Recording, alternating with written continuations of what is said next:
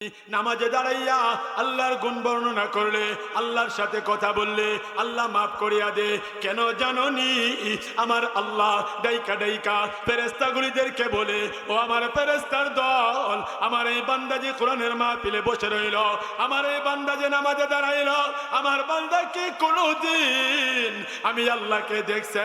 এমন সময় ফেরেশতারা বলে, না গো আল্লাহ, না,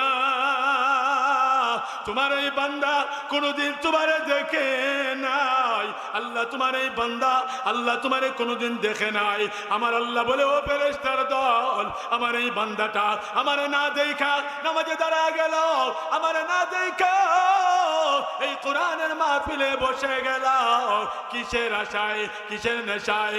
এমন সময় ফেরেশতারা বলে, ওগো আমার আল্লাহ, জাহান্নামের ভয়ে, জান্নাতের আশায় তারা জাহান্নামের আগুন সহ্য করতে পারবে না, এই জন্য তারা তোমারে ডাকে। ও আমার বাবা ভাই, আমার আল্লাহ বলে, ফেরেশতারে তোমরা সাক্ষী থাকো, আমার এই বান্দা জীবনে যত গুনাহ করছে, জীবনে যত পাপ করছে, আমি আল্লাহর কাছে আইসা আমার এই বান্দা নামাজে দাঁড়াইয়া আমি আল্লাহরে রহমান বইলা, রহিম বইলা ডাক মারলো, আমি আল্লাহ সহ্য করতে পারি না, আমি আল্লাহ সইতে পারি না। ও ফেরেশতা তোমরা সাক্ষী থাকো, আমি আল্লাহ আমার এই বান্দাটারে মাফ করে দিলাম। কন্যা সুবহানাল্লাহ। ও আমার বাবা ভাই, দুনিয়াতে স্বার্থের জন্য কত মানুষকে ডাকলা, দুনিয়ার জমিনে কত গুনাহ করলা, কত পাপ করলা। আমার আল্লাহ বলে, বান্দারে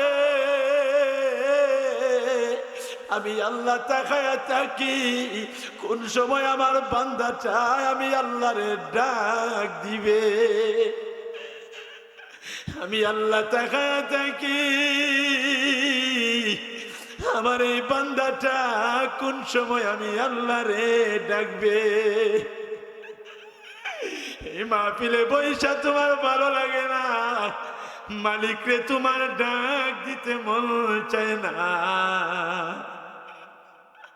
কানের পাশ দিয়ে একটা সামান্য মশা যদি যায়, তোমার আমার ঘুম ভাঙ্গিয়া যায়। মশার কামড় থেকে বাঁচার জন্য আমার কাছে আমি কোয়েল লাগাই, আমি মশারি টানায় ঘুমাই, কিন্তু আমার বেআমলের কারণে আমার কবর জাহান্নামের গর্ত হয়ে আছে। আইরে বুলাম, এই ঠান্ডাতে সামান্য বসতে পারি না, এত লাইটিং এর ব্যবস্থা, এত আরামের ব্যবস্থা, এর পরেও বসতে পারি না।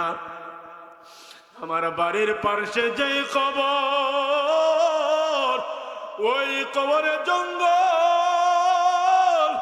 ওই জঙ্গলে তোমারে আমার মাটির ঘরে একা একা থাকতে হবে, কেউলে থাকবো,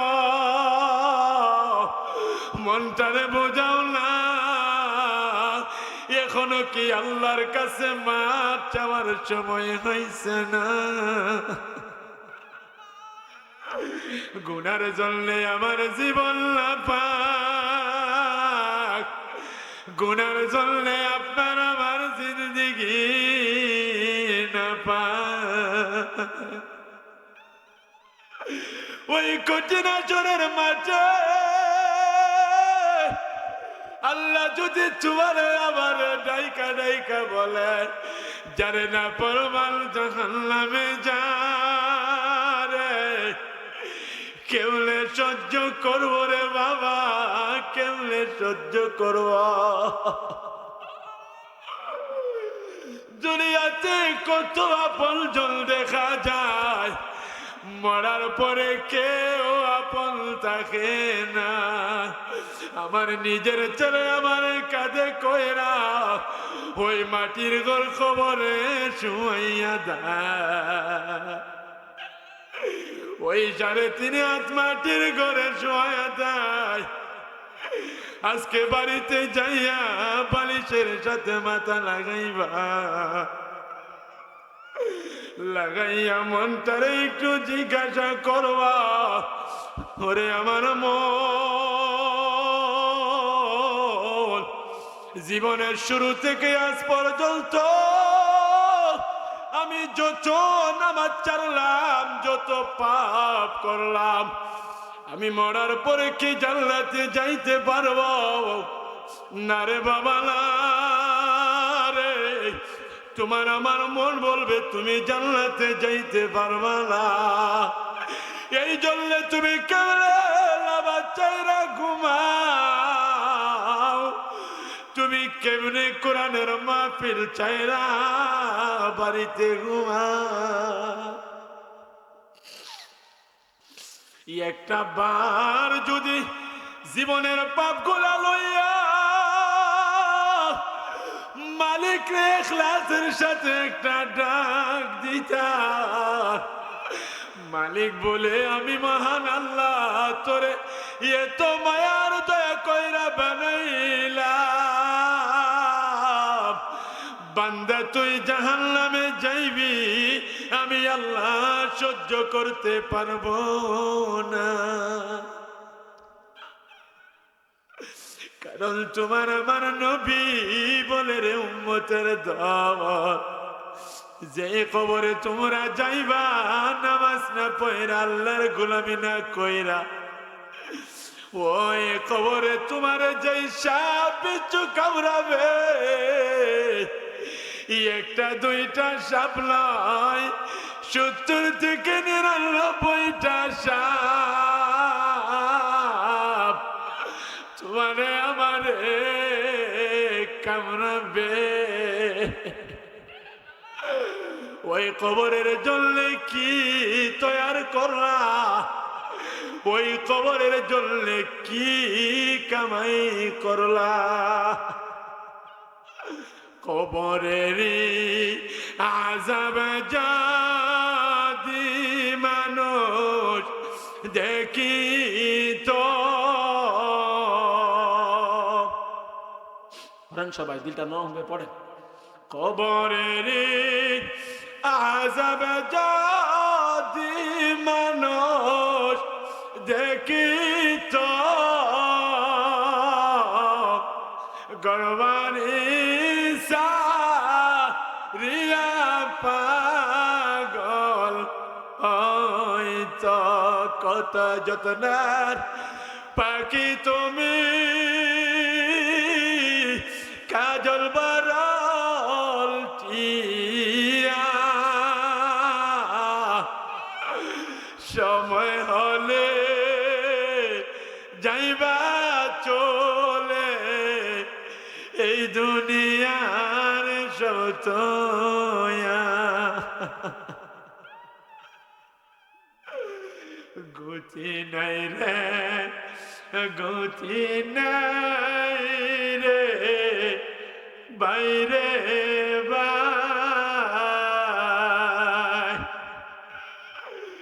গতি নাই রে, গতি নাই রে বাইরে বাই। কবে জানি সাদা কাফন লেগে যাই, কবে জানি সাদা কাফন লেগে যাই। এই দুনিয়ায় যত দেখো মন আপনা, এই দুনিয়ায় যত দেখো মন আপনা,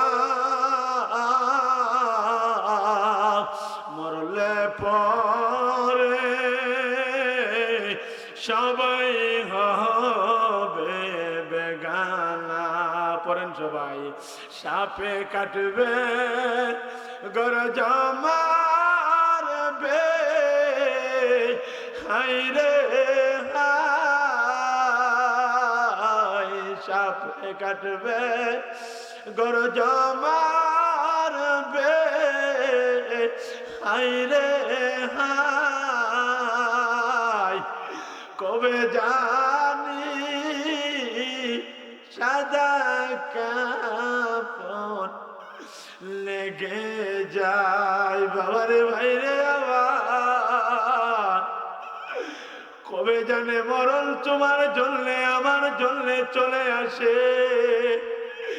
এই জন্যে হাতে পায়ে ধরে বলি, আজকের এই মাহফিলে দোয়া কইরা আল্লাহর কাছে তওবা কইরা বাড়িতে যেন আল্লাহ আমাদেরকে বিদায় করে। সবাই বলেন আমিন, আরো জোরে বলেন আমিন। আমরা সবাই দোয়া কইরা বাড়িতে যাব, রাজি আছি তো ইনশাআল্লাহ।